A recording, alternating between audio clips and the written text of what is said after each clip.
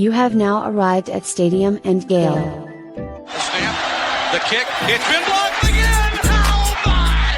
It's been blocked again!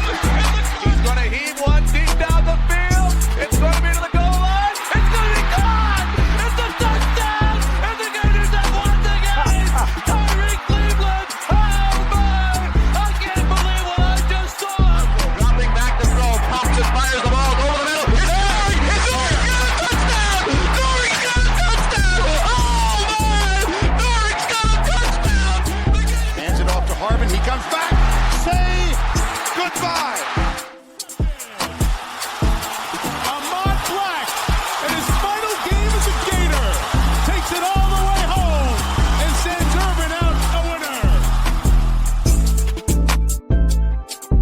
winner. You have now arrived at Stadium and Gale.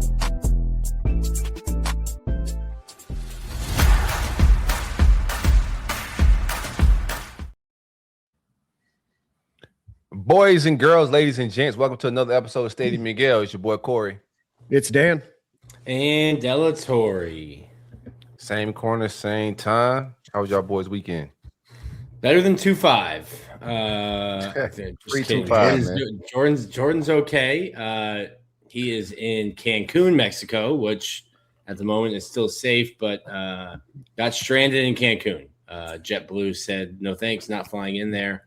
I think he was on the mission, the cartel mission. You think? Yeah, he just don't want to tell us. I can see that. Jordan, a little secret spy? Yeah. International Spy 25. I can see it. He'll hopefully be back tomorrow. And what's unfortunate, I don't know if he wants to share. I don't think it's a big deal. Like, he didn't want to go there. He wanted to go somewhere else instead. And he does what all of us would do. The significant other said, I want to go to Cancun. So they compromised and went to Cancun. And he'll be out of there tomorrow, hopefully. I got a trip to Cabo in 7 weeks. So whatever we got to do to figure it out, I'm rooting for that solution. Figure it out. I don't think it'll get figured out, man. I think that the cartel boys are pretty mad, man. They're upset. So I can understand. Rightfully so. You know, I don't often take the side of the cartel, but from the side of I would understand why they'd be upset. Yeah, they got the big homie. Yeah, got the big homie. It's crazy. Let's not get into politics, man. How was y'all weekend? It was good. Played a little golf. Corey, I'm trying to go pro. I need to get a little bit better before I can go pro. Putting the work in. You in the lab, like every time I come on the internet, you in the lab. Yeah. The problem is I'm not always in the practice lab either. So we're He's a game day player. We're talking about practice. That's right. It's not fun to go to the driving range. It's a lot more fun to go play and then get frustrated with why you're not, you've hit a plateau. And I know what I need to do to get better, but I don't want to do that, But man, it was good. I was a single dog dad for 5 days. Dog dad. The toughest job in the world, they say. And Sarah was up in Gainesville for some stuff that she does up there. And so I was doing that. And then yesterday morning, a buddy of mine and I had the bright idea of, hey, let's go to Hattrick's, which is a bar here in Tampa at 7 a.m. to go watch the United States play in the gold medal game against Canada. And what a great choice that was to be there. Surrounded by 300 of my closest friends, nuts to butts inside of Hattrick's. But what a day it was for America, for freedom, for Screaming Eagles. So first Olympic gold medal for men's hockey in my life. And just a couple days after the women did the exact same thing. So shout out to hockey, the world's best sport. Along those lines, let me add the one and only Brendan Lawson, starting shortstop and potential 1-1 pick in next year's draft, of the 2027 draft, famously from Toronto. Also now famously a loser of a bet with Liam Peterson, making good on the bet. Upgraded that boy life. Look at him. Look at him. Mike Eruzione. Mike, say that for me, Dan. Eruzione. It's him. A nice USA jersey. Got the C on his chest. Early morning lift, probably the best lift of his life. Yeah, I can see that. So shout out to him, man. Shout out to Brendan, man of his word. Shout out to Team USA. It's called ice football now. Just rename the sport. It's ice football. I could dig it. I might tune in now. The Stanley Cup runs through Florida, and most notably about Florida, it is part of the United States. So it made sense for us to come home with gold. It did. It's cool. First time in 46 years that they won the gold medal in hockey.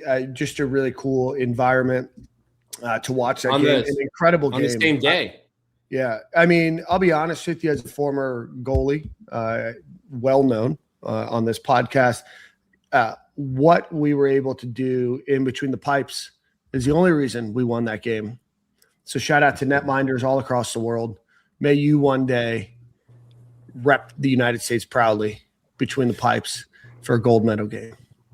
Yeah, we scored first, and then the entire second period felt like Canada could have scored like 3 or 4. It was like, but they didn't.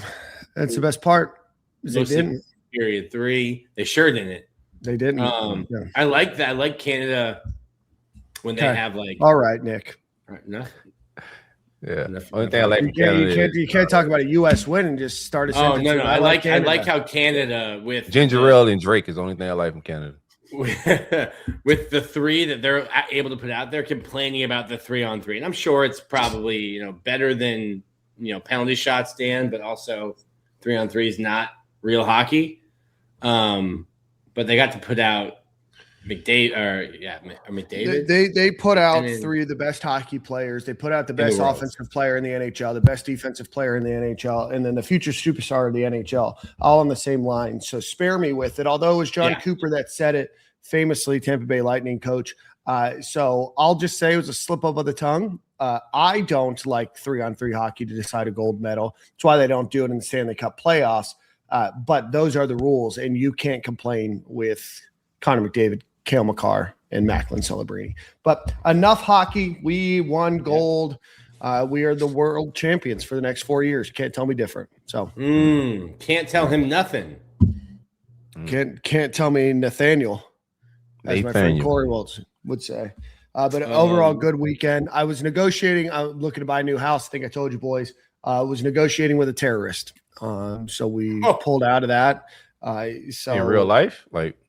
I probably part of the Pinellas County Al Qaeda for sure. I thought she's not a real life terrorist, but she is a real estate terrorist. Oh, okay. Yeah. So you never know. Negotiate with terrorists. You might want to hold out a little bit. Feels like we are dangerously close to an entire housing market crash. Might get a lot better. I don't think they've been saying that they've been saying this since like 2020, man. It's just 2020 might have been real. I have a 2.3% interest rate on my home. Nick, don't brag. This is a PG show. You're not allowed to bring porn on this show. You guys catch it low. I think it just dropped 2020. They've been saying the bubble was gonna pop since like 2020. I was just like ready to sell at that time, try to cash out, and just been vibing, and it just keep going up. I'm amazed at what some of these New Yorkers spend to move in my neighborhood. I'm like, what? I know, because if they're not moving into your neighborhood, they're moving over here. It's nuts. But no. And as a homeowner in the neighborhood, you're rooting for them. You're like, get full listing. Call your friends. No bidding war. Bring your friends, man. But no, my weekend was good. I was at baseball. Got the weekends when you have little kids are like 30 minutes long. Mm-hmm. It's right here. Sounds about right. Just real quick. That's all you got for yourself in that whole weekend. It's 30 minutes. Yeah, just exhausted. But before that, I wanted to mention Joey Knight, and who was a writer for the Tampa Bay Times, and Wes Rucker. Joey had a 2-year battle with cancer, passed away last week. Wes Rucker, someone who I got to know, he covered Tennessee. He was the writer that if I wanted to know something about Tennessee, I would go to him, talk to him through baseball, basketball, football over the years, passed away suddenly in a car accident. He has a son who's been dealing with kidney surgeries, and wife has a baby. They have their second child on the way. So it's just really sad. It was a really sad way start the weekend, losing those two. But it's been really cool to see not just Tennessee fans, but sports fans in general kind of rallying around Wes in particular, just because of the suddenness of it and the money they've raised. They've raised, I think, $750,000 for his family. And Wes had just left 247 and was working a new job. So it's been really cool to see the outpouring of love for Wes. And that includes coaches.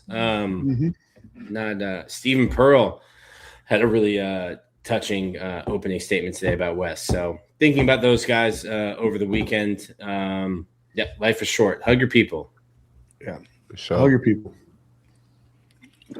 Corey, how's yours? Oh man, just kicked it. Didn't get into a whole lot. Went down to Miami. Had some training session. I'm forgetting my guy's names right now. It looked sick. Looked hard. Yeah, we out on South Beach, man. What's my guy name, man? It's been a day. I don't know why I'm forgetting his name. One of the Miami Northwestern greats, but he joined our team as far as some training with Flow Factory. So I took my son down there. He was on some running back training, but I figured Antoine Easterling. That's his name. Okay. I don't know why I forgot his name. But Antoine Easterling did some sessions down there on South Beach with one of our running backs on Flow Factory. I think my son last year in the park, so I think I'm going to put him in the backfield just to touch the ball because these quarterbacks are terrible at that age, not getting a whole lot of receptions and whatnot at receiver. So I'm going to put him in the backfield. So we got to do that, man. South Beach was nice, right around like 78, 80 degrees. Cheeks was out everywhere. It's just South Beach in its rare form. Legit South Beach? Yeah, on Ocean Drive, man. We wouldn't think of the pitch. That's a far drive. When people say South Beach, I'm like, there's so many beach. There's so much beach. There's all kinds of beach. You don't have to go over a bridge to get. Sounds to like the that's beach. probably where Antoine was. So that's where he lives. Unfortunately, couldn't do a virtual training. Yeah. He's like, I got a beach right here. He's Yeah, like, why are we at I'm Home here, Depot? Because so- I'm not driving to South Beach, so we got to get this sand in the backyard, son. No, it was a good time though, man. I love Shout out it, to man. South I love Beach. it. Well, we got some great comments. Everybody watching, appreciate everybody for joining in. Appreciate everybody for the commentary. Mason Newton asked, Sumrall's doing a lot of independent Gator media interviews. Are y'all next? Stay tuned. Stay tuned with what that when that might be. And it says, Dan, are any of you fellers going to do the 40 with Cody from High Top? It's for the kids. I don't know enough about that. I guess we're running a 40-yard dash. So you have to share some details. I'm always down for some running. And then I vote for Nick to race him, if so. Okay. Yeah, I like that idea. If we have to nominate one person from the pod, we put Nick up there. Yeah. He always bragged about his 60 time or whatever it was. No. My posted 60 time of it not good. Oh, It okay. was a slow track. It's that Cody day, though, and man. raining. It was a slow track. I got you versus Cody. Yeah. And then Trav, always on the show, always commenting. Appreciate him. He's running his first half marathon in Fort Worth on Sunday. Best of luck, brother. Best of luck. How long is a half a marathon? How long? 13.6. 13.1. Miles? Oh, wait. Yeah, 13.1. 13.1. Yeah. Miles. What's a full marathon? Holy crap. 26.2. What? People run 26 miles? 0.2, yeah. People run ultra marathons. Makes no sense. I don't get it. Yeah. If you guys ever want to hear about something crazy, we can talk about it after, but look up the Barkley That's Marathon. crazy. I mean, That's that's like they're not even doing it for like money or anything. They're just doing it to do it. Some people. For the love of the game. Love the game. Not a game that I'll ever love. I'll love you from afar. You can go join your little run club. You're gonna watch run marathon? 26 miles. Hey, congrats, my boy. Like, if you finish, awesome. yeah, good job, man. Are you gonna walk some of it? Comment in the section. Like, you run the whole thing, or do you like take a rest? What miles you call the Uber? Run for 2, walk for 1. Right. Somebody What mile you bad call and the Uber? chasing me. Yeah, I've always said, like, what are you running from? I enjoy Yeah, sprinting. but I enjoy if that. But somebody like, what are you bad's running chasing from? me, like after 5 miles, I'm like, you know what, dog? You're still coming. That's fine. Let's we can throw hands down. Yeah, We if can throw we're hands gonna run 5 miles and you're still chasing me, like I did something bad. Hey, Let's you sprint know for the what? cause. If it's a cause, can we sprint for it like Cody? Yeah, that's it. Yeah, you run a 40. Yeah. Yeah. What if we nominate your son as the representative of Stadium and Gale? For the 40? Yeah. Yeah, he's gonna smoke Cody. Okay. All right. We'll have to find out more details. Let's get. If they're racing kids, then let Cody race my kid. Yeah, how about that? Let's do that. We got a big show today. We're talking a little bit of baseball. Then we have new tight end coach Evan McKissack joining us somewhere around 7:30. So Corey, let's get a Brunt ad read and we'll kick off the show. Stadium and Gale is sponsored and powered by the great folks at Brunt Insurance and Financial Services. Anything you need insured, and I mean anything from a trailer to a motorcycle to an RV to a boat, your car, even your life. Hit my man Greg up at 954-589-2204 or visit bruntinsurance.com. I promise you he can save you some money. It don't cost a dime to find out if you can save a dime or two. Visit bruntinsurance.com or give him a call at 954-589-2204. Greg, what it do, baby? And the show is also sponsored by our friends over at the Dykus Burke and Lewis Law Group, 855-652-1377, DykusBurkeLaw.com. A group of attorneys that used to work for the insurance companies now work against them for you. So if you're dealing with anything related to property insurance, pipe leaks, water damage, wind damage, hail, hurricane, sinkhole damage, or even some personal injury, reach out to our friends proudly in the St. Petersburg and Tampa Bay area, 855-652-1377, Dykus Burke and Lewis Law Group, if you want to be protected by those pesky insurance companies. All right, Nick, as we wait for Evan, baseball 5-0 on the week, 2 wins against Stetson midweek, and then a couple of big wins against Kennesaw State on this weekend. Talk to us through a little bit about baseball. 7-1 on the year and sitting somewhere, the 10th, 11th, 12th seed, depending on the poll. We're doing ranking. I was like seeds. I'm like, we're seeding the tournament, right? Jesus. No. Starting Friday night, Liam Peterson was fantastic. A lot That's what we wanted, right? Yeah. I told somebody who was freaking out about him. I'm like, there's a lot of people who are just like not emotionally stable enough for baseball season. You don't even have to include baseball season. Just that's facts. So that's facts, bro. So I went back and I looked up. Like I get why people were like really down on Liam after his first start. It's because he hasn't been good in.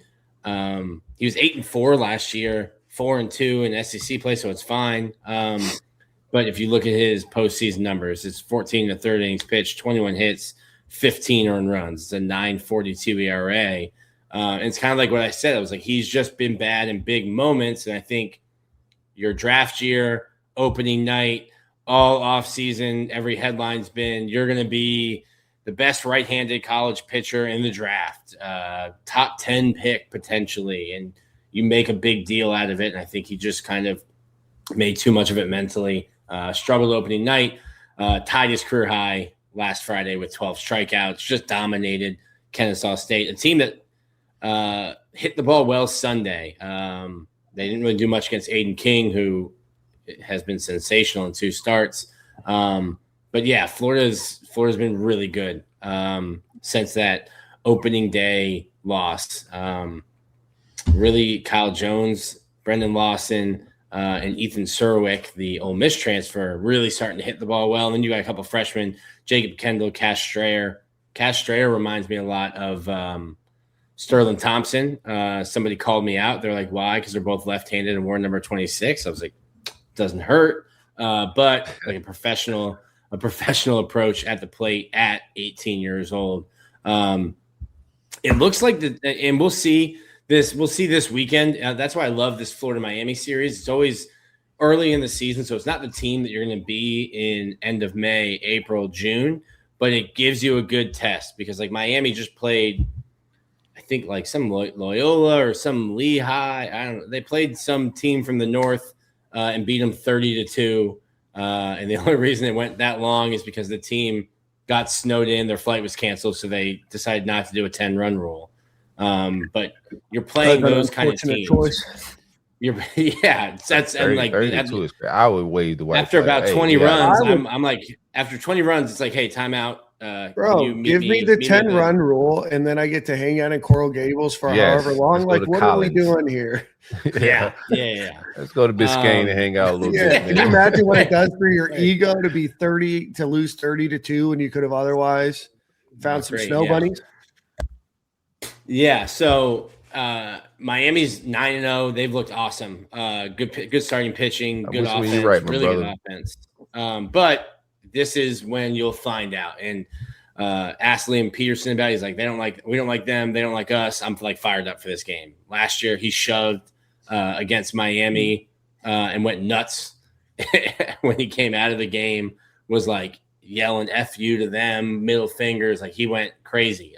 Really doesn't like Miami. So looking forward to the series down there. You kind of see what both teams are about with top end competition. But yeah, Miami should be really good this year, so it'll be a great test. It's Dade County week. You got FIU at Condren Ballpark Tuesday and Wednesday. So a lot of Miami flavor for the Gator baseball team, but look good. Injury wise, Cade Kurland was hit, missed 2 games, came back, played Sunday. He should be good to go. Luke McNeely's been coming back from a little injury. He's pitching tomorrow. He pitched last Tuesday. He's pitching tomorrow. It'll probably be a controlled start Tuesday, and you'll see him again on the weekend. And then they hope to get Sandifer back. He's a UCF transfer, another right-handed pitcher. They hope to get him back by the weekend as well. So a lot of stuff happening. You have to be good, but the best ability is availability. Florida was crushed by injuries last year. I'm already starting to see it. Like Georgia lost one of their best players. Texas A&M's down 3 of their starters. So you got to get a little bit lucky with injuries when it comes to baseball. Gotcha. All right. Well, we're going to pause on baseball. Remind me to bring it back. With that, quick announcement for our friends over at Game Time Sidekicks. Go visit GameTimeSidekicks.com. Get a really cool cup like this one. Corey, Nick, Jordan, they all have one as well. Going to keep your hot drinks hot, your cold drinks cold. Stainless steel. They last a really long time. You can bring it out every day with you, and it's still going to hold its shine and hold its luster. So go visit Game Time Sidekicks. Use promo code STADIUM15 at checkout. We'll get you 15% off of your order. And with that, we welcome new Florida Gators tight end coach Evan McKissack to the show. Coach, welcome. What's going on, fellas? Man, I like Look at that you. black on black freaking. Yeah. Right Seen it? You seen it? That's fly, bro. You know what to do. Just don't fold, man. I love it. Yeah, bro. We'll get you. I'm gonna tell you what, Coach. Just don't wear black on the sidelines. We like the Gator black stuff. Like it's cool for the fans. And look, hey, I can just open mine up. You know what I mean? It ain't cold though, Coach. It ain't cold. No, that's freaking awesome, man. You guys doing good? Yeah, Good, man. good. Can't complain. Man, so our coach, we do this with everybody that we bring on, whether it's a player, a recruiter, or coach. Talk to us a little bit about your origin story. You're a graduate of Troy, then you got involved in coaching at the high school level, and then you moved the way up. Talk to us a little bit about your story. Heck yeah, man. I mean, shoot, I'm a sawed-off freaking dude. I've been very fortunate to be around good people. So my first job was in Enterprise, Alabama. I actually was an offensive lineman, started coaching defense, and then transition and working back for an old coach that coached me at Hoover for Rush at Colquitt County down in Moultrie, Georgia for a couple of years. And we had a good run. And my previous O-line coach at Troy at the time, he was at Kentucky, John Schlarman. He called me up, and it just happened to be the right time at the right place. I mean, shoot, I was, 28 years old, free in the middle of Moultrie, Georgia. Ain't too much going on there. And so it was about the right timing. And ended up being offensive line GA for him. And that's kind of where I met Coach Sumrall. And then after that, I took my first college job at Murray State in Murray, Kentucky, FCS, and was there for a couple of years, endured COVID, and coached the running backs and tight ends there. And then ended up getting a call from Coach Sumrall to come out and join him to Troy. Coaching the tight ends there for a couple of years, had a great stint there, my alma mater. And then, wanted to uphold the challenge at Tulane. Willie Fritz had done a great job and that staff. And, and we wanted to continue. We felt like we could go to the college football playoff, and then, here we can win a national championship. And that's always kind of been my biggest goal, to be honest with you. I always would go in a coach's office, and that was like my biggest thing. Like, that's my one goal, is to win a national championship. And if you ain't about that, I need to go find another job, And so he's always been about it. He's freaking a stud. And so, but that's kind of my journey. Man, I've had a lot of good people around the way. Been very fortunate to be at the right place at the right time. There's a lot of really good coaches out there. There's obviously a lot of bad ones, but I've been really fortunate to be around some good ones. Coach, I want to start even earlier than that. I forgot to mention this. You were a walk-on at Troy, and then you end your career as an all Sun Belt player. Surprising to probably everybody that's watching and looking at you right now, you were a center, 5'10", 256 pounds. Man, talk to us a little bit about that. Just imagine me lifting a guy and Trout just freaking demolishing him. You know what I'm saying? Like, think about that combination. No, I mean, I was fortunate. Like I said, technique and fundamentals go a long way. It still is a game. I was a walk-on, to be honest with you. I actually went to a Division II school, didn't get the opportunity to play. Terry Bowden was the head coach at UNA, didn't get the opportunity to play there. And so, to be honest, I was done with pretty much everything. I was working with my brother, doing landscaping. Hell, I was digging ditches, and then Chip Lindsey calls me to come join the team. I mean, hell, all I had was what I had on. And my brother said, "Here's the keys of the truck." And he was like, "I'll find a ride back." And shoot, man, I went straight into camp, put pads on, and I love the game. I like the physicality. I mean, heck, I'll put my hands on some of these guys, just test them every now and then. I got to let them know, Now, I've been having to get back in the weight room. I can promise you that. You and me both. Some of these guys were getting after it, which is good. But no, I was fortunate, man. And, the right guys, it was just the right time, had an opportunity, and I was ready for my opportunity when it came my senior year, and played well, went after a lot of ankles, and it was a fun time.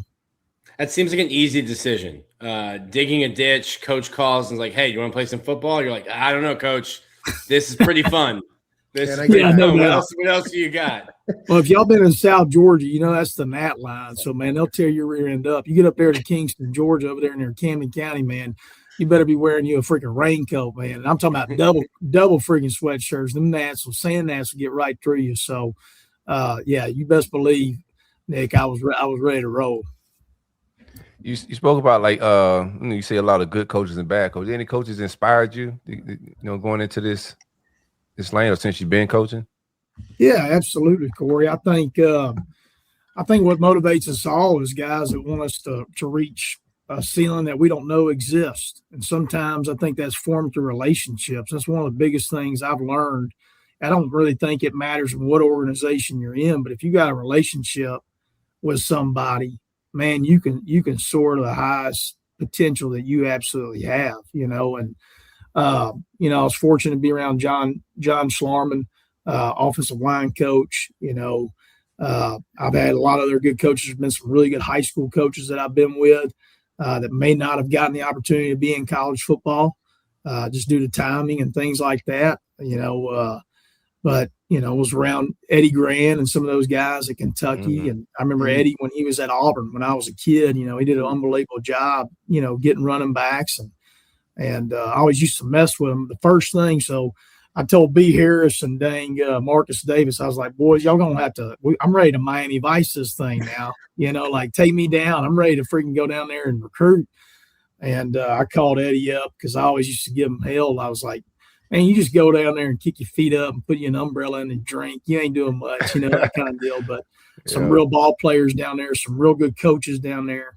But Corey, at the end of the day, the guys that poured into me as coaches, I think I've really kind of taken that with me. That's kind of my coaching style. I coach them hard, but, at the end of the night, it may be, midnight, and I'm texting them like, hey, man, you're getting there, that kind of deal. Because at the end of the day, this thing has ramped up a lot quicker. The kids, as much as the NIL is good for them to profit, there's also a lot of pressure that comes with that. Speaking of Kyle Pitts, first time we talked, you mentioned Kyle Pitts. He was franchise tagged today, and I don't know that we will be able to match that in NIL. So game plan without Kyle Pitts this year, Coach. Yeah, no doubt, man. Maybe next year. Maybe next year. The franchise tag is only 1 year. Maybe next year. That's right. No doubt. These guys, you guys are fall camp fall or spring camp starts a week from tomorrow. For you guys, what has it been like watching Rusty kind of get his hands on the team and get them into his program, and just how much are you guys anticipating and looking forward to putting helmets on and getting on the grass? Definitely looking forward to actually like playing football. At the end of the day, kind of what we're doing is challenging the culture of our program right now through the gauntlet. And to be honest with you, your strength conditioning coach is the one that does it. And so Rusty Witt and his staff do a phenomenal job. They're very technical. It's not just going in there and doing a bunch of CrossFit exercises. Like, we're moving big weight, we're deadlifting, we're squatting. Some of you guys are seeing that on social media, and that's important, because at the end of the day, when it's fourth quarter, especially in this league, it's that's where that shows up. And so Coach Witt and his staff take great pride in that. Where they do finishers at the end that simulates kind of a fourth quarter, because that's the deal. When you're up, we got to be able to lean on guys and finish them. And then when you're down, we got to have enough stamina to battle back. And so definitely seeing that. We're doing a thing right now called the gauntlet. We still haven't beat it. Coaches told them, if we don't beat it, we just ain't going to practice until we do, because at the end of the day, that's the foundation of the house we're trying to build, which is details. It's execution. It's doing things at a high rate and holding each other accountable. And so that's exactly what this time of year is about. That's what the weight room is. That's the why behind it. And Rusty's definitely leading the charge on that.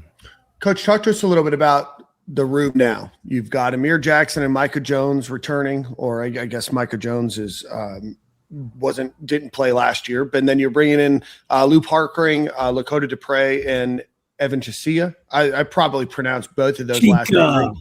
Chica. There you go. Appreciate it. Yeah.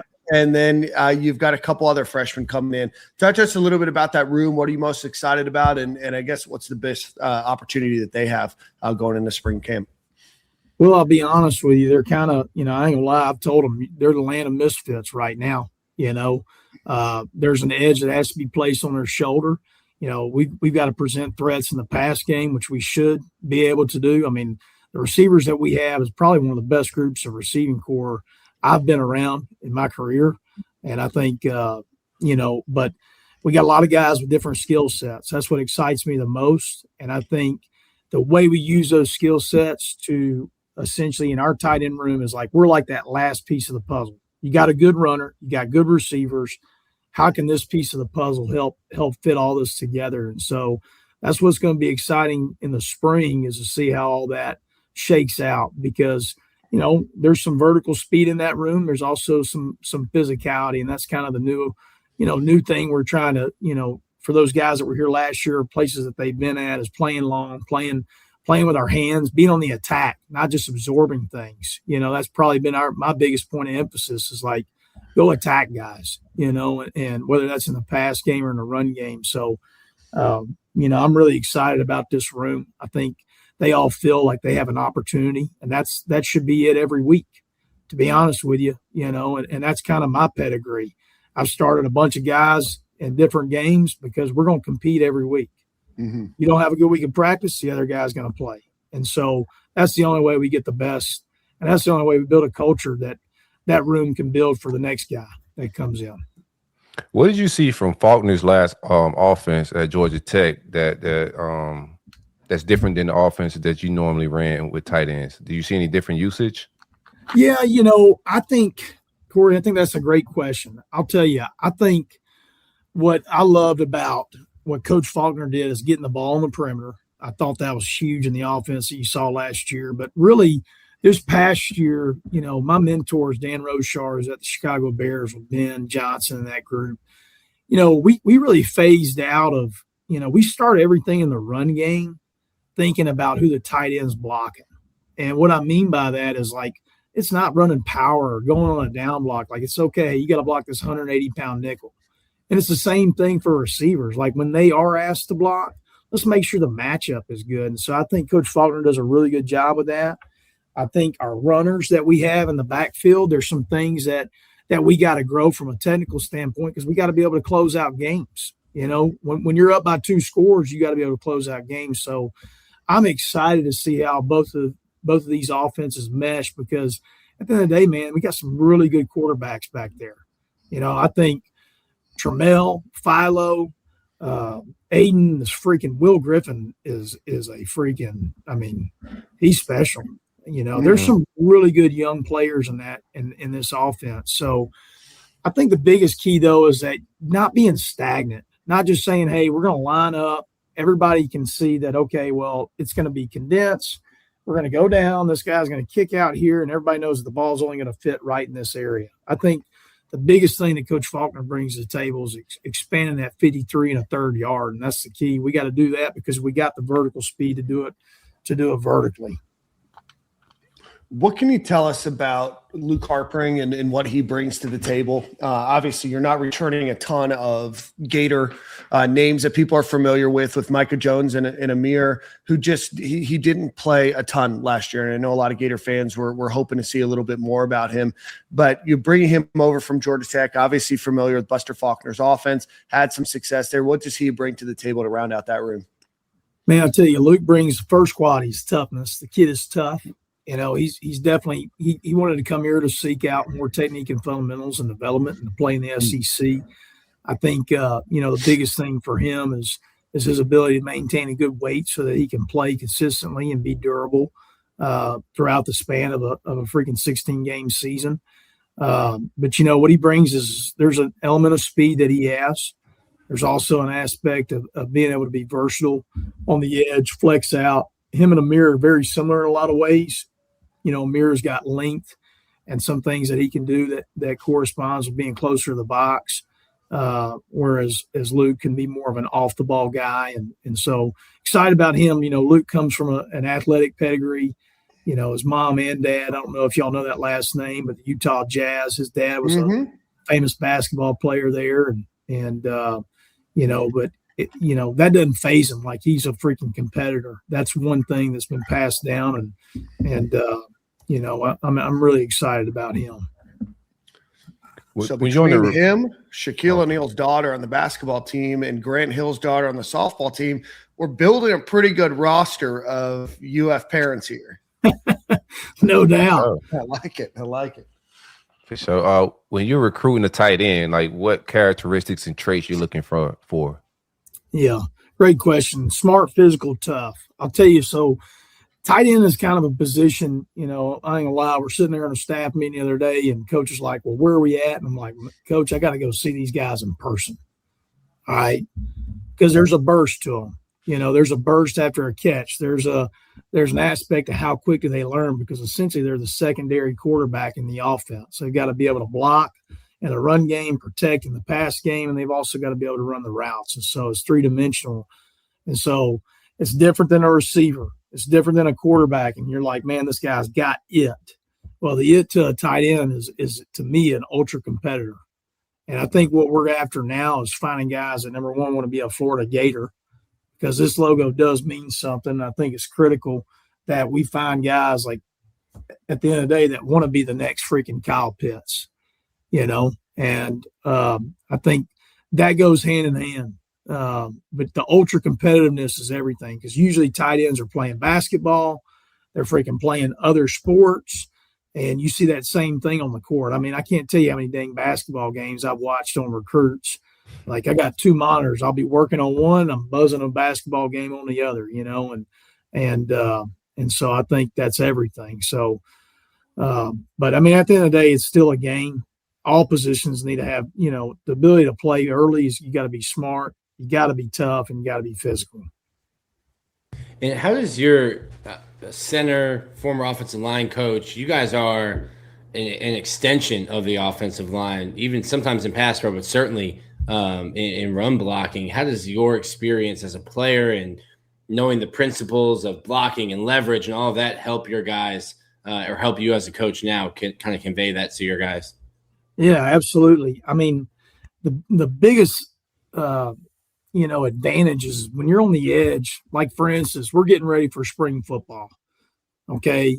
Well, what we do is we go ahead, like I broke down Jaden Woods, Kofi, I broke down Miles Graham. And what we're going to do is show our guys, like we go ahead and kind of get them in a game mindset because a lot of these guys are new and I'm new to all of them. And so they got to be looking for indicators. Like, here's the deal, and I tell them I'm not, a big gambler or anything, but it's like when you go to a blackjack table, you like to know what the dealer's cards are.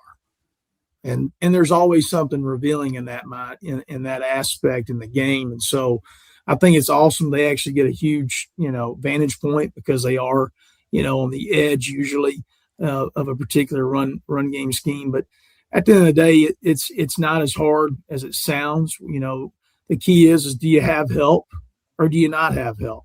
It's the same thing for a defensive back. Well, we're trying to block. If I have tackle help, I need to go run. No stalemates. And so I think that's the other thing too, the schematics of what we do, like Corey alluded to earlier. Like, man, we can't be conventional. Like we want athletic tight ends. Well, by gosh, let's use them in an athletic manner. Yeah, I was going to say, if it was me, I would need help with Kofi, with Jaden, with anyone in that edge room. As much help as you could. Bring the running back to chip him, pulling guard. I need all the help I can get. Man, that first step by them dudes, man, and I'm telling you, they've been getting after it. I'm excited because iron sharpens iron. So I'm really pumped up about that, and to be able to go against linebackers. We've got some new safety bodies that are in there, so it's been fun. That's the key. Is like because of the portal, you end up going and watching guys that are coming from other schools too. Mm-hmm. Go ahead. I didn't mean to cut you off. Go ahead, Cor. What was it like when Amir hits the transfer portal? I was very vocal about his skill set and the staff keeping him on board, and you guys were able to get him back on the team. What was that recruiting pitch like? What was that conversation with Amir to keep him on the team? Me going face to face and saying, "Hey, knucklehead, I want your butt here." to be honest with you, that's what I'm going to tell you. Amir's unbelievable. He called me the day of signing day and said, "Coach, I want you to know like how much you meant to me," and that meant the world to me. I'm not gonna lie, like that's the truth. Mm-hmm. And I enjoy, sometimes at smaller schools you may not land a guy, but to be able to pick out and start coaching, like that is my recruiting pitch is I'm gonna be who I am. People want to talk about development. Well, I'm gonna watch your high school tape and I'm gonna go ahead and coach you. I'm going to tell you what I think is good. I'm going to tell you what I think is bad. And one thing in Amir, just it was awesome, to see him in person again, to be honest with you. I was hanging out with him probably 2.5, 3 hours. I didn't know if they were going to kick me out or just having, I didn't know what was going to go down. But, the craziest thing about it is he was like, "Coach, I'm staying." And I was like, because I told him, I said, "Hey, man, think on it and all that." He's like, "Hey, you didn't know," and on social media, I guess, or whatever, he said, "Hey, I'm staying," and I mean, I was at his house during that time, so I was like, "My gosh, man, that's what I'm talking about." Here we go. Coach was like waiting for the portal to close. Like, I will be here till 11:59. Yeah, no doubt. Anywhere. Hey, you can put another game in. It doesn't have to be Madden. We can play whatever you want. But no doubt, he loves that thing too, man. He's freaking, man. He's got some street smarts to him now. You can put him. I guarantee he's got he can fix up a car and all that good stuff. Mm. So what's Coach Sumrall like? And I get he's a footballs guy, but what's that locker room really like from a personal standpoint? I know you've been with him for a while. What's it like working with him and, from a day-to-day basis? Man, I'll tell you, he's not going to change for anybody, not for the public, not for us. And that's what I love is that he's genuine. Like he does care about his staff. He cares about his players. I'm probably one of the worst. He's always telling me to get my butt out of here, of the office. And, my relationship with Sumrall is very, I learned from Coach Schlarman, always put your boss in a good position, never to be as personal, but to always put it in a position. And I tell him the truth. And I think that's one thing he respects about having me with him over the last 4 years is I'm very truthful about things. Like, I'll tell you right away that I don't think something's good, or I'll tell you, man, like, we got to keep doing this. And but that's also a two-way street. He's open to all that. And I think that's what's critical. And that's what makes him a really good freaking leader, is because he's adaptable, and I think that trait and that one word right there is everything in this day and age. But that doesn't mean you change the foundation of the house. You just paint it different colors. You add on to the house. And, I think that's the key. Is he's done a great job with that. He understands what's important, and that's our players. Like, at the end of the day, our players come first. And that's probably the biggest thing I respect about Coach Sumrall. And, there's a time for the staff to have their time, but man, it's, so I was talking to a guy the other day and said, you feel like this is 4th and 1, don't you? He's like, hell yeah. And I was like, good.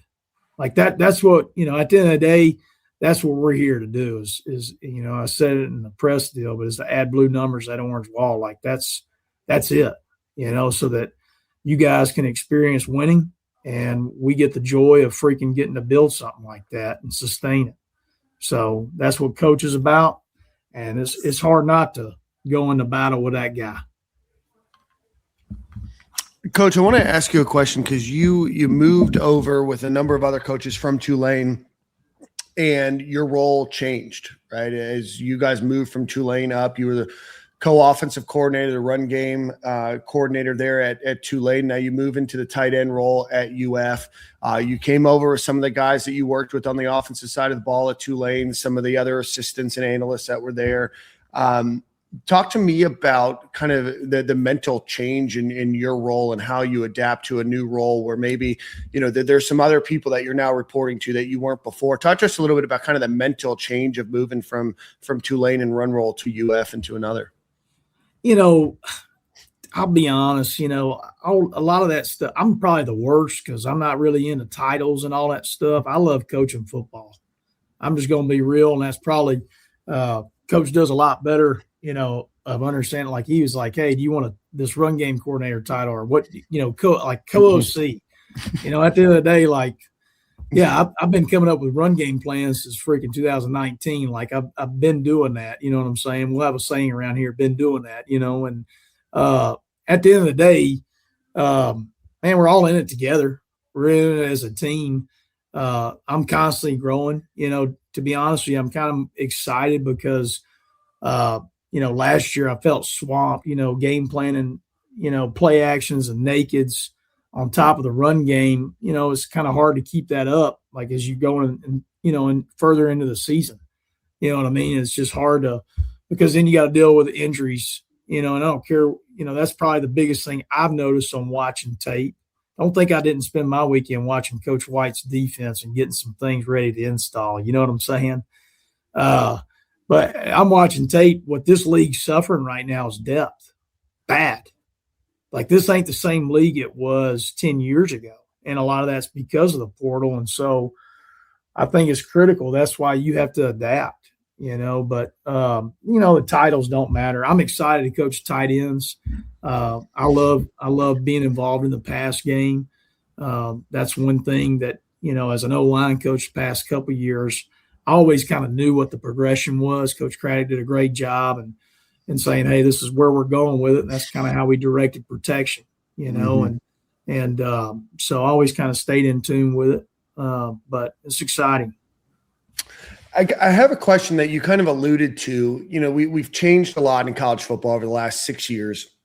And what you mentioned is one of the things that we've talked about on the show for a long time is it's not necessarily the big stars that are always leaving.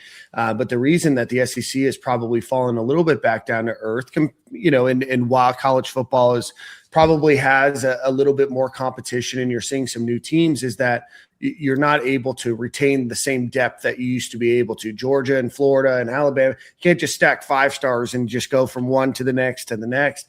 talk to us a little bit about a coach perspective. UF, and I know that this is a new staff at UF, and it probably won't be like this every year, but UF's bringing in 56 new players to their roster this year. That's a lot of turnover, right? That's more than an NFL roster's turnover. Yeah. Obviously, we're going to expect less of that in the future, but how do you guys as a coaching staff deal with that, not only from a recruiting and high school perspective, say, hey, trust us and believe in us moving forward, but how do you game plan for, hey, that second and third string guy, might go seek out another opportunity, and you guys are kind of constantly having to churn players significantly more than you guys used to?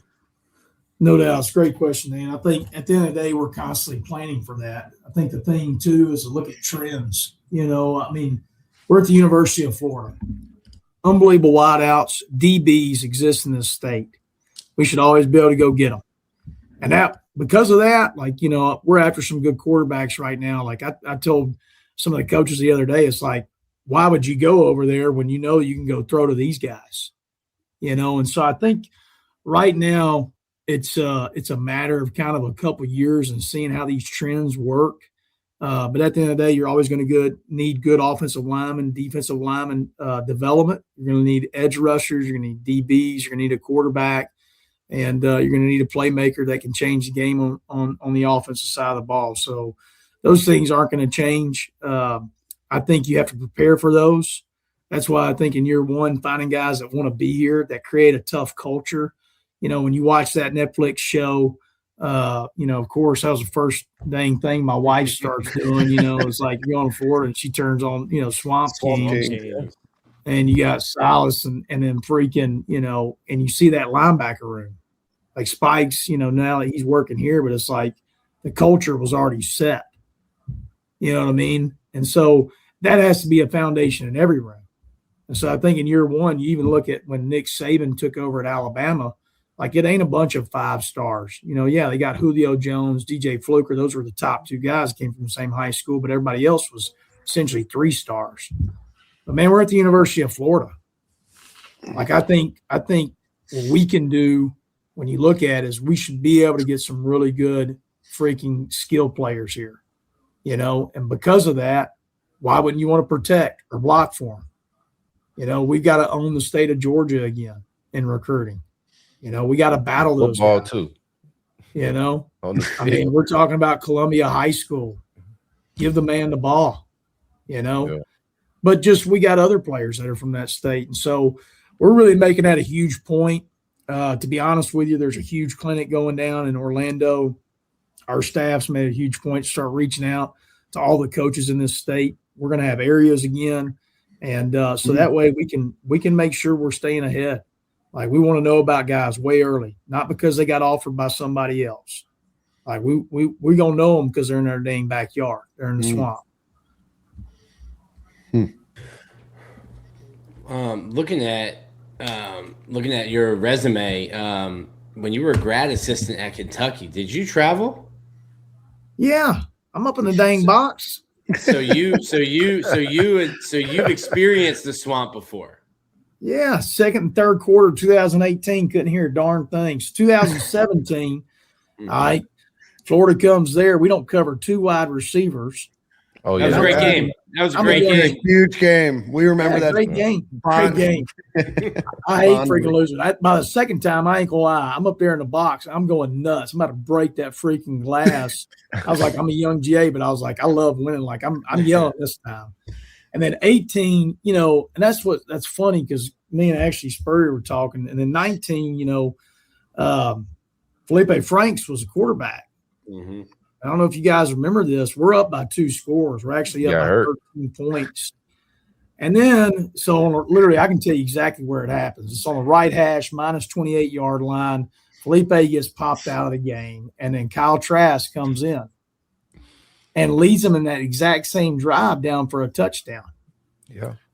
And so, that's my point is like, you ain't got to go too far. Like, there's great quarterbacks too in this state, and they're all around and they're close by. And I think, but that also tells you why you need to be ready for your opportunity. That's why we got to coach all these guys up and get that next step and that next guy ready to roll. I love it. Guys, Yeah, got I any couldn't last hear a questions? darn thing. I ain't gonna lie. I go in that swamp. My favorite thing that we did in freaking January with the recruits, and I'm not gonna lie, man, it just gives you it freaking gives you goosebumps because there was really no other place like it, that you couldn't hear anything. Mm-hmm. Like the fans were right there on you. So the whole point, I was like, we might as well just be on the sideline. I was talking to Coach White about that. I was, because he's made a couple trips down, and I was like, "You think they'll be a little bit nicer to you?" He goes, "Depends on how we play. Depends on how we play." But yeah, I think they will. But yeah, it's a really unique environment. It's one of there's some cool environments all around the SEC. But for my dollar, it's Death Valley, the Swamp, 1A, 1B. It doesn't get much better than that. Ain't no doubt, Nick. I love it, man. I love it. Well, Coach, we appreciate your time. We know you got some recruiting to do tonight, so we appreciate you for carving out some time today. Oh, shoot, go home. I can see from that ceiling. You're still I ain't in the gonna lie, man. office. I've been staying here. I ain't gonna lie, man. I spent the whole weekend, man. We got some good receivers, boys. I here's the deal. We got to find ways to incorporate them a part of every part of the game. Not everybody just thinks receivers is part of the pass game. No, all right, we're going to run the ball over here, but if this guy wants to make a tackle, let's spit it out to this guy. There's a lot of things we got to do there, and so now this is practically home for me, man. We got get an air mattress, chairs, all kinds of cool stuff. But I appreciate y'all, man. We appreciate you too, brother. Go Gators. I know that there's a lot of excitement about you in the tight end room and what it can be. So wish you guys the best of luck as you guys start camp, and we'll talk to you soon. See you bright and early Tuesday. All right, fellas. See ya. Want to be respectful with it. I got bright lights around here, man. So it's just I don't like drinking Kool-Aid, but there's another sense of excitement. Let's see. I told you guys pre-show. Freaking. He's got energy. Country is all get up, my boy. Georgia. That's Georgia. Yeah, that's Georgia. I like it. All right, let's get a couple of ad reads. One time for our friends over at Home Field Apparel. Go visit homefieldapparel.com. Use promo code Stadium and Gale. Get you 20% off of your order. Softest cotton T-shirts, all vintage logos, 6 pages of UF gear, and then about 100 different schools. And the Indianapolis Colts, if you were looking. Nick has a cool corduroy hat. They have a bunch of different stuff that they do throughout the year, whether it's jackets, baseball, pullovers. They really do a fantastic job. A lot of stuff that you can go check out. Homefieldapparel.com, promo code Stadium and Gale. And if you can't get what you're looking for there, look at our friends over at Alumni Hall. You can visit them in Gainesville right on Archer Road, or you can visit them online at alumnihall.com. Largest selection of Florida Gators wear out there. So again, homefieldapparel.com, promo code Stadium and Gale, and Alumni Hall. What'd you guys think of the interview? Solid, man. I like the guy. Interested to see what his recruiting board looks like. Kyle Trask isn't from Florida though; he's from Texas. But I like the energy, man. We'll see. Tight end coaches are traditionally just good recruiters. Mm-hmm. Yeah, it's a good way to use the position. I mean, he's a guy that I think could sell ice to an Eskimo, and now it's just a matter of putting it on the field. What I do like about him a lot is that he's coached a lot of other things, right? He's been an offensive lineman. He knows the physicality of the position. I think he also, very much understands the depth of the position and how the Gators might use the tight end, whether it's more of an H-back role, whether it's a flex, whether, you have two tight ends out there, or what a modification might look like if there's a matchup out there. So I love his mentality. I love his energy. It does seem like this coaching staff is just in love with the game of football. And I know that you have to be willing to work 80, 90 hours a week and to do all that. I know that they get paid handsomely, but you sacrifice a lot of your other stuff in life to coach this game. But there's something about the enthusiasm and energy right now about this coaching staff that has me bought in. But great interview. Glad that he was able to come on. A lot more interviews coming up here shortly with coaches and others. One thing he said too is kind of like we've been saying, because of the last coaching staff, we've been saying hey, Amir Jackson's not going to play because he can't block, and they're just not going to play him. And some of the stuff that Coach McKissack was saying is just kind of like, hey, we got to figure out what they do well and how do we do that. And if Amir can't block and he's not ready to block, that doesn't mean like, all right, well, go hit the sled on Saturday. It's like, no, we have a weapon. Let's figure out how we can use him and still disguise it. So it's not like, all right, well, if Seven's on the field, or I think that's his number. I can't remember his number. If Amir's on the field, like, all right, it's passing play because we're not going to run with him. Like, you got to find ways to use the talent you have and not just be like, hey, you don't do exactly everything that we want you to be able to do at this position, so you're on the sideline. Yeah. I think I'm interested to see how many targets the tight ends get in this offense with Faulkner. They use them quite a bit at Georgia Tech. And we had a lot of tight end snaps last regime, but the usage just didn't make sense, and the talent I don't think was on par with what University of Florida tight ends normally look like. That room. So I think the room's in better shape than last year, but I still think the floor needs to be lifted on the recruiting trail as far as talent level. But excited to see what the tight ends look like in the new offense. I'm excited just for Faulkner's offense altogether. Anything's better than what we saw, Yeah, I'm excited to see how the whole coaching staff. I mean, it does seem like there's a lot of elevation to the room, and Buster Faulkner is considered one of the best offense coordinators in the country for a reason. I think some of that is going to be the horses that you have and making sure that you get the ball to the Ferraris that you have, and developing. They're all new, right? They're all going to be new to this coaching staff, and for the most part, 60% of the staff or 60% of this roster is brand new to the University of Florida. A given opportunity. I think that there's some names that, Gator fans probably wanted in the tight end room, but this is an opportunity to sell your vision. And then next year it's going to be a little bit easier, probably tough to talk a lot about what the Gators tight end room could look like as you're a new coach and you're trying to replace those that left. And, what does this opportunity look like? And if you're, a highly ranked tight end recruit, do you go with something that you don't know versus something that you know? But this year there's an opportunity, I think, to win Gator fans' hearts if you don't just use tight ends in a blocking scheme and you're able to use a player like, an Amir Williams, or figure out a way to use a Hezi Kent, or what does Luke Halpering do, or what are these some of these other names? But it's definitely a room that Amir Williams, Amir Jackson, sorry.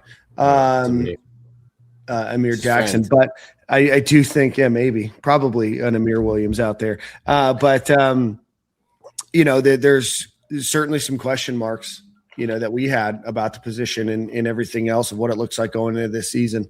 But I mean, that seems like a guy that wants to make it work. So hell of an interview. Appreciate him coming on. No doubt. I guess let's close the show with a couple other things. Women's softball still undefeated. Hold on, can I ask something football related? Yeah. Okay. I had a brief conversation like this on the Spaces. Heading into spring football, and we ain't got to spend a whole lot of time on this, but heading into spring football, who do you think, if there's anybody on the offense or defensive side of the ball, should get some type of, I would say, superstar treatment and not go full-fledged balls to the wall? I think my guy was Ball. That I don't think has a lot to prove, don't want to see him get injured. I don't think he needs to play in every scrimmage or even the spring game per se. Or is there anybody, am I wrong in that thinking, or is there anybody else on the roster that could probably I think that's a good opportunity. The Gators brought in a couple of good backups to Jaden Ball too. From Evan Pryor, London Montgomery, and Duke Clark. Yeah. So, I think that there's an opportunity for them to kind of shake out what that room looks like. And Montgomery comes over from ECU, had a good year last year. Pryor from Ohio State, there's a lot of flashes that he had. And then certainly Duke Clark, the returning player that was on the roster last year, that there's a lot of excitement about. You talk to a lot of coaches and people in the industry, they think the world of Duke Clark. What does that spot behind Jaden Ball look like? But I think that that's probably the only person on offense that's earned that. Some people might say VB3, but I still think that he needs to get maybe acclimated. Singleton. Maybe Singleton, but he still has to learn with his quarterback, right? He's coming into a new situation where he has a new guy throwing him the ball. They worked together probably a little bit at Georgia Tech, but he was a starter when Philo was a backup. So I'm not sure how much they worked together. But based on offensive performance, I don't think there's a single person on offense. On defense, I can think of a few, but let's see if Nick has anybody. Yeah, offense, I think probably just Jaden. Also, like, you're going to have to fight him to, like, take reps away from him. That's just kind of the player he is. I wouldn't – like, Dallas missed so much time last year. I wouldn't say him. Like, you need to get those reps. VB, Eric Singleton, I think Dan made a great point. Like, hey, you're still building timing and chemistry with there's a lot of competition in that room, too. Like, that room is loaded with comp. Like, Yeah.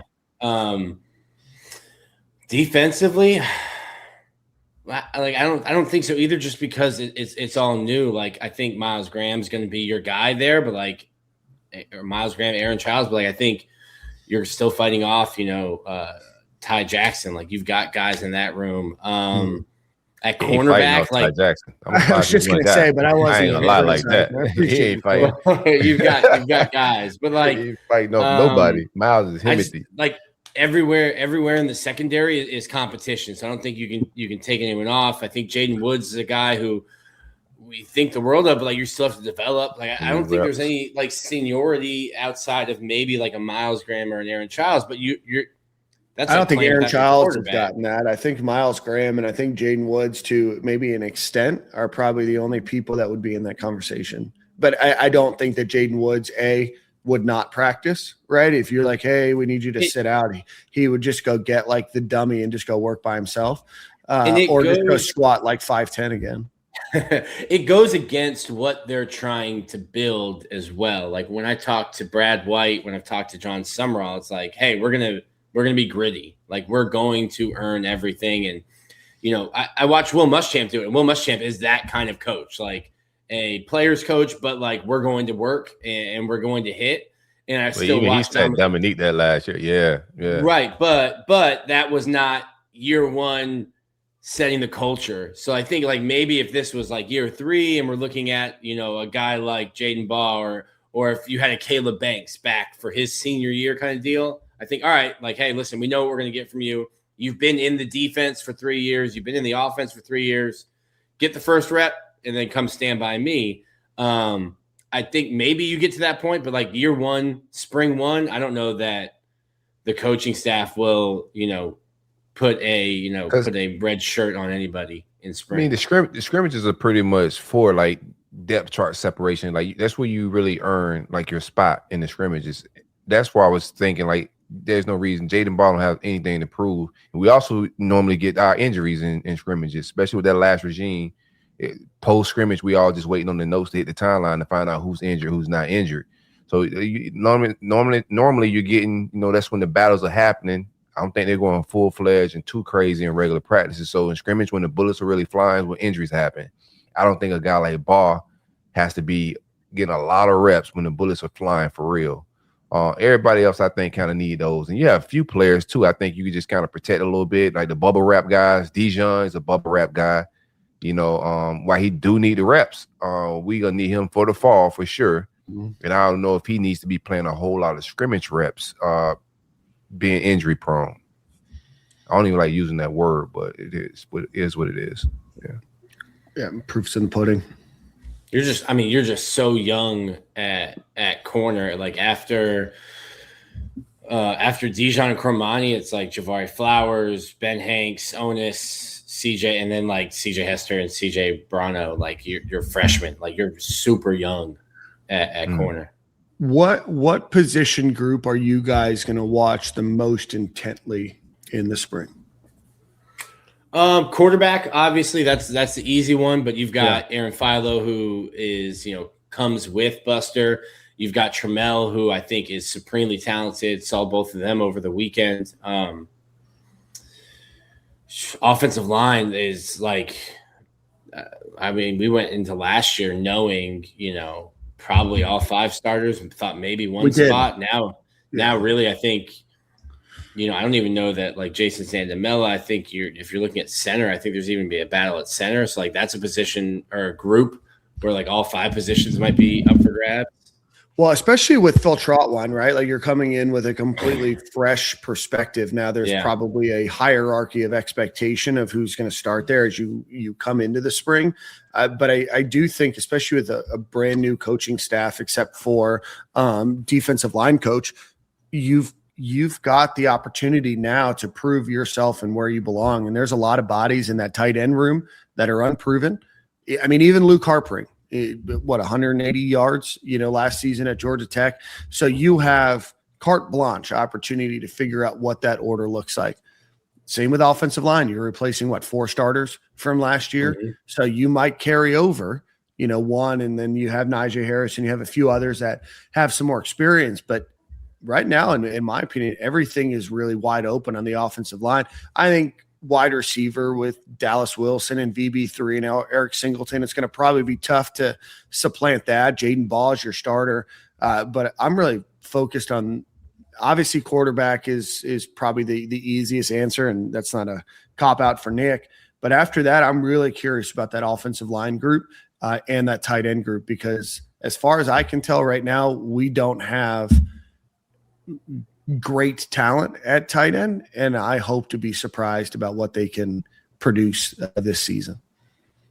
Yeah, it's cornerback for me. Brandon Harris, I'm excited to see what he brings to the table. Big fan of his from the high school, his playing days, and also just his mentality that he bringing. It's been a while since we had DBs that ball hawk and play aggressive, play close to the line of scrimmage. I think he's going to bring a lot of that. I think he's going to pull a lot of potential out of the Javari Flowers and the Cormani McLeans. He's going to hold them to a certain standard, and it's going to be wide open competition. I don't think nobody has a spot locked down in no capacity, man. It's a lot of talent in that room, a lot of Florida boys, but, it's going to be up for grabs. And I want to see what Brandon Harris do differently than the last day. I wasn't high on the last cornerback coaching. Yeah. Yeah, no, I think on the defensive side, defensive tackle, you brought in a bunch of new names there. What does that look like? I mean, I think linebacker is probably pretty solidified in terms of what that room looks like. But Corey, like you said, that defensive back room, cornerbacks, safeties, you're going to have whole new safeties this year, right? So there's a lot of eyeballs this spring. And I think you think Thornton got his job locked down? Mm-hmm. I don't. Do we think that he's earned? I think it'll certainly start that way. I think Cam Dooley came and he'll start at like your weak side, your strong side safety, strong safety, and then Thornton at free safety. And then after Cam, I think it's Allen, Stubbs, probably in that order. And then Laganza, Allen, walk-on sensation. And then Laganza. Is he still 43? What a gangster, man. I don't know. I just did leave him in the ugly number. Don't give him nothing. Like I need him still gritty, hungry. It's interesting. I did put him in a 2 and his mentality changed. Yeah, he gets soft, man. He gets single digits, bro. 43 is the new 35, man. That's right. All of a sudden he's got 9 armbands, he's got a visor, and you're like, okay, we've lost it. Coming downhill like Trey Dean or something, man. Numbers will be interesting. Dallas changed his number. VB3 stuck with 8. I remember when VB3 got to campus, he was talking, me and Zach Alverdi were talking to him, and he was like, low key, was like not feeling number 8. He was like, no, I want number 1. I got this number 8. And then Zach and I were like, there's a guy named Percy Harvin who wore number 8 as a freshman. He was like, oh, okay. But VB3 I thought he did that on purpose. No, it was handed to him. He did not. I thought he did not want the Ocho. What's history, man? New number? 3. Oh, 3. What if VB3 was number 3? I asked him. He said no. He said he said he wants, what's it called? That when you see a number 8 jersey, he thinks, like, hey, that's me. Like no shade to Aaron Childs, but when you see a number 8 jersey, if you look up and you see number 1, that could just be a random jersey. You look up, and if you see a number 8 jersey, if you're walking around, you see a number 8 Florida Gator jersey, my mind immediately goes, oh, that's probably a VB3 jersey. Now, my weak mentality, I would pick number 1, and I would just claim all of the random jerseys. Like, oh yeah, there is no name on the back, but that's definitely me. I wish I could look at the roster, but they've deleted the roster off the website. Yeah, no roster. Just the coaching staff. Is it because nobody's earned to be on the roster yet? That mentality, they haven't gone through the gauntlet yet.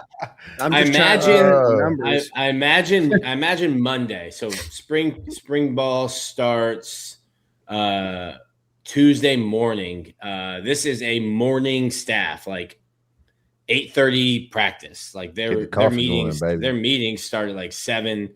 I will be going straight from dropping Frankie off at daycare to football. Nice. So early morning with the drop Gators. the kid off and go to work like a regular person, man. That's crazy. Right. I mean, well, instead of going to the office, I'm going to football. Oh, okay. Yeah, normally I would go from daycare to the office, but the office will be football. We cut your commute in half. That's nice of them. Well, you've been to the office. The office is right near campus. I was about to say it's not that far at all. Yeah, not to dox myself. Don't show up. Yeah. The office. We just put a Papa shot in the office. Great for morale. Is that all any other number changes? And so I talked with we did some content I had like 7 of the transfers on. And I asked them like, "Oh, have you guys got numbers yet?" And they all said no. So I think it might have just been some guys who because they're not on the roster yet, Corey. There's no roster. We'll find out next week. Do this like Pop Warner. We're gonna give out the numbers first day of practice. And the numbers, the smaller numbers are all by size. They all go to Pizza Hut and they start giving out jerseys. Yeah, with your bucket, certificate. That's right. It's your personal fan pizza, and here's your jersey. Don't get any tomato sauce on it. We did like a signing event, and Aaron Philo was signing Aaron Philo 12, and then him and Will Griffin are sitting there and they're signing. And he was like, "Wait, I hope I get number 12." And Will's like, "You haven't asked?" He's like, "No." I was like, "Brother, just don't let them give you 15. We've had just a ridiculous run of coaches throwing 15 at quarterbacks, and the fan base cannot help but see 15 on a quarterback and go, oh, okay, that's Tim Tebow." And I'm like, if we could just like Luke. No, we don't think he's Tim Tebow. We just think that like we just gotta respect numbers around here. The last staff didn't respect numbers, like or anything. You can't give number 15 to an average Joe. To a walk-on quarterback. Shout out to Jacob Guy. He's just a guy. Yeah, I think the internet still wants Jacob Guy to play. No, I think give him a shot. He was like 6'5", 6'6". He looked apart. He could spin it. I never said it about it. You never said it about because you weren't on the show then, but I have no doubt in my mind. No. Oh man, what a time. Oh, let's wrap up. Basketball extended their win streak to 7. A big win at Ole Miss this weekend. I think they've won their last 4 road games by 19. I forgot what the stat was. At least 19. Yeah, they're like one of the first teams ever to win 4 road conference games by 19 points or more in college basketball history. Incredible. They are positioning themselves in a great spot. I think they're up to number 7 in the rankings, in that number 2 spot is certainly looking like it is within Florida's grasp as they head into the end of the season. And then softball is still undefeated. So a lot of great stuff happening around Florida Gators sports and athletics. This show changes a lot over the next couple of weeks as we start to get into spring practice. We are talking, and we're going to have some great interviews lined up for you guys over the next few weeks and few months. Yes, the big guy will be on the show. A lot of people keep asking. We're working through that. It made sense about why and the timing of that. So just stay tuned for that. You guys got any final thoughts before we head out of here? No, man. Awesome. No, we are, most people listening to this, we're 1 week away from, or I guess 2 shows away from full spring practice updates. Yep. And we have the only podcast where somebody will be in attendance. Nick will be able to talk about some, not all. So just bear in mind when he cryptically says stuff or doesn't say stuff. But we're excited that we made it to spring practice. And Jordan, you're listening. Praying for 325. We can't wait. Yeah, 325. I ain't talking about Jerry Maguire back here. I'm talking about Let my boy get back. McGuire. Let my boy get back to the 561. We appreciate you guys for listening. Hit the like button, hit the subscribe button, hit the retweet button or share button, whatever we call it, on X, the Everything app now. And we will see you guys next week.